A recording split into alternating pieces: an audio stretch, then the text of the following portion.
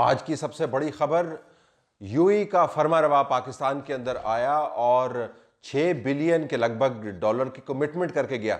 इस विजिट का तज्जिया करने से पहले हम आपको दो वीडियोस दिखाना चाहते हैं। एक का ताल्लुक इसी दौरे के हवाले से और दूसरे का ताल्लुक तुर्की में वज़ीर आज़म पाकिस्तान इमरान खान जब गए उससे है। तो पहली वीडियो तुर्की के दौरे की है और ये आपको बताती ये है कि जब किसी मुल्क ने किसी दूसरे मुल्क के सरबराह से कुछ लेना देना नहीं होता तो वो उसको इस तरह रिसीव करते हैं। इमरान खान तुर्की गए, वहां पर कोनिया के गवर्नर ने उनको रिसीव किया।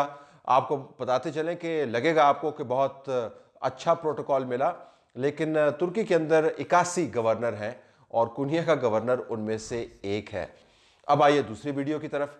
जब आपको बहुत से पैसे लेने होते हैं तब आप आने वाले को ऐसे रिसीव करते हैं जैसे इमरान खान साहब ने रिसीव किया।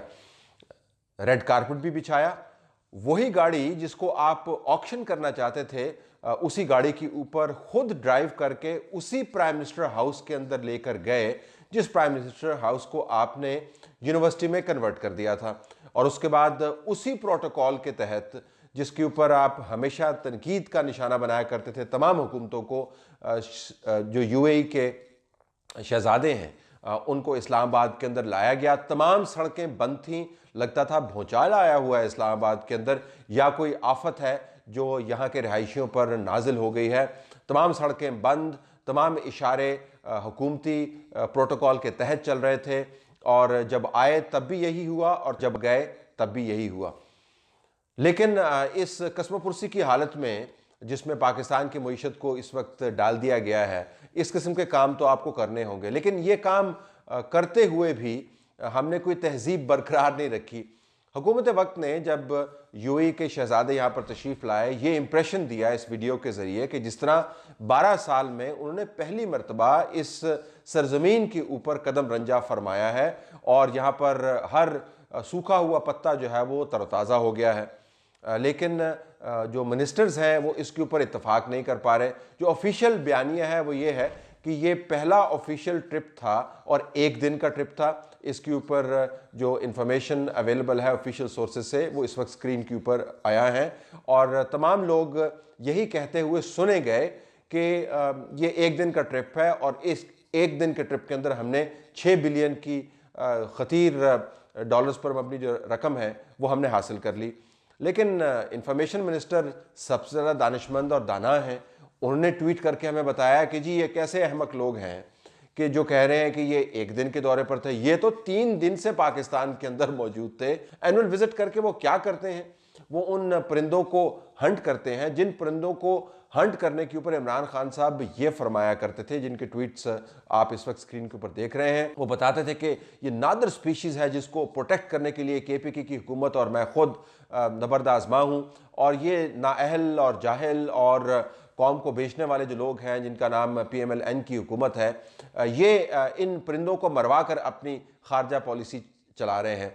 अब हमें पता चला है कि ना सिर्फ यूएई के शहजादे यहाँ पर मौजूद हैं बल्कि कतर और सऊदी अरब के शहजादे पाकिस्तान के साउथ में मुख्तलिफ हिस्सों में मौजूद हैं और इन्हीं परिंदों को हंट कर रहे हैं। इसके ऊपर किसी किस्म की कोई बातचीत नहीं हो रही। दौरे के ऊपर वापस आइए। हमें बताया गया कि ये जो पैसे हमें मिले हैं ये पैसे यूएई और पाकिस्तान की दोस्ती की लाजवाल मिसाल हैं।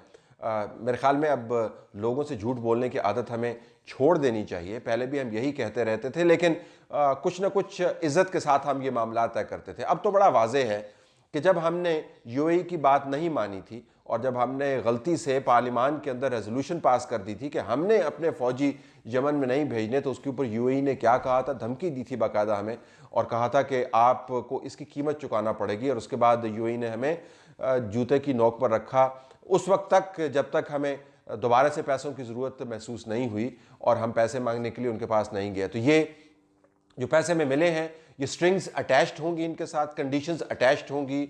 हमने वो क्या क्या बातें मानी हैं, जो हमारे फौजी वहाँ पर मौजूद हैं वो क्या क्या काम कर रहे हैं, ईरान के साथ ताल्लुकात के ऊपर यूएई की हमने और सऊदी अरब की हमने कौन कौन सी बातें मानी हैं वगैरह वगैरह, इसके ऊपर कोई आपकी तवज्जो मबजूल नहीं कराएगा। आपको यही बताते रहेंगे कि ये बेहतरीन दोस्ती की एक लाजवाल मिसाल है। तो अगर हम पैसे मांग रहे हैं तो कम से कम मांगने का तरीका तो दुरुस्त करें।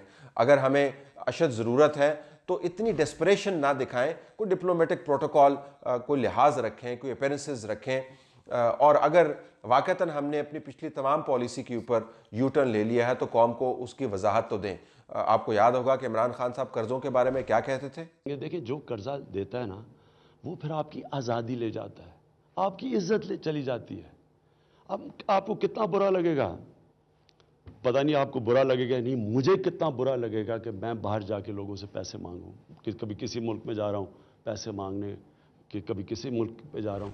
अब वो कर्जे धड़ाधड़ ले रहे हैं, बबांगे दोहल ले रहे हैं, उन्हीं गाड़ियों के अंदर घुमा फिरा के ले रहे हैं जिनको ऑक्शन करना था, उन्हीं जगहों पर लेके जा रहे हैं जिनको यूनिवर्सिटियां बनाना था। तो अगर हमने यही करना था तो फिर नया पाकिस्तान पुराने पाकिस्तान से कितना मुख्तलिफ है?